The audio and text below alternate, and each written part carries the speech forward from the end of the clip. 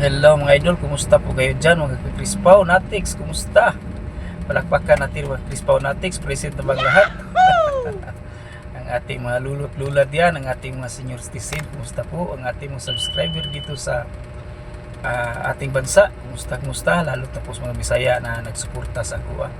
Mga idol, sana po mag-subscribe po kayo sa aking channel po mga idol, para makatulong naman po kayo ng kunting sa aking munting channel po mga idol. At ang ating mga OFW diyan sa ibang bansa, kumusta po? Lalot na po dyan sa Middle East, sana po mag-ingat po kayo dyan kasi tumitindi po ang labanan po dyan sa Middle East sa pagitan ng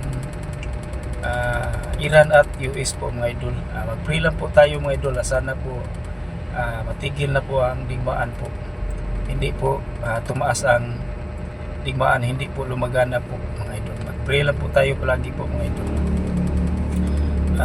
Ang aking video po ngayon mga idol tungkol po sa nakita ko sa survey na si Sir Paul Pugong Biyahero ay number 1 na po sa buong bansa bilang charity vlogger po mga idol.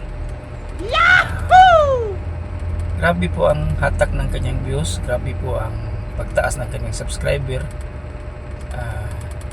Naiwan na po niya ang ibang charity vlogger na mga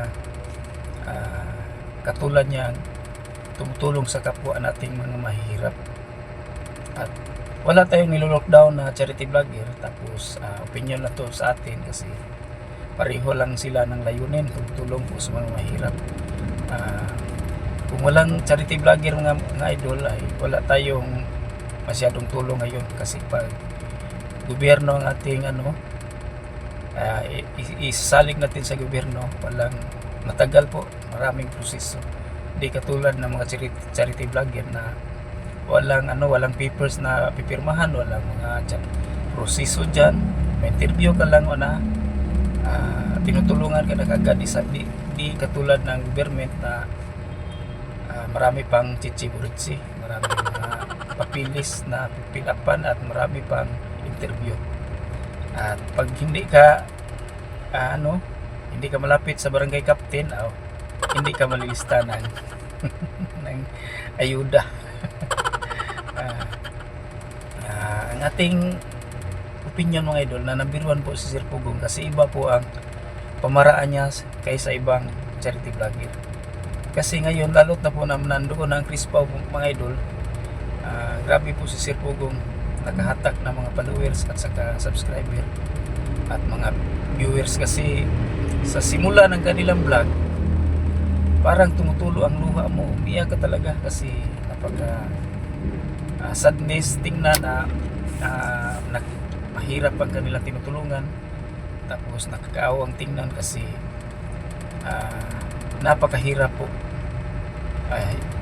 Tumutulo ang luha mo manood mga idol, pero pag sa huli na po mga idol, naiba na naman, mag-change agad, tawanan naman kasi nandoon si Krishna. Ayan po ang lalong napambiruan sa kanila kasi hindi lang po puro seryoso ang kanilang vlog.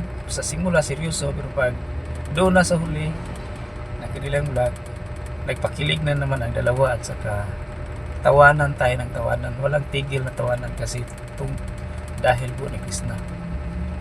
Yun ang pananaw ko, yun ang aking opinion. Sarili ko lang po, iwan ko lang sa inyo po mga idol. Kung ano po ang comment nyo, ano po ang opinion nyo, comment lang po kayo mga idol. Kasi si Sir Paul ngayon, number 1 na po siya na charity vlogger dito sa ating bansa mga idol. Nung unang taon, nakaraang taon, number 2 pa po siya, pero ngayon number 1 na po siya. Grabe po ang kanyang pagbo-boom, pag tataas ng kanyang views, pagtaas ng kanyang mga subscriber kasi dahil sa Crispaw po mga idol, kasi nandoon si Krishna, dumating sa PB team.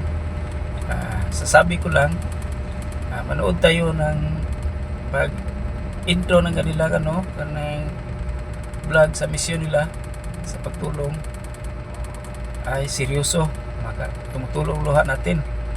Pero pag sa huli, bumaliktad na naman, tawanan na naman.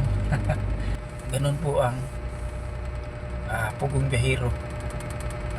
Yun ang hindi katulad ng iba mga idol ba na yung masyadong boring kasi puro seryoso at puro iiyakan, puro luha, puro iyakan.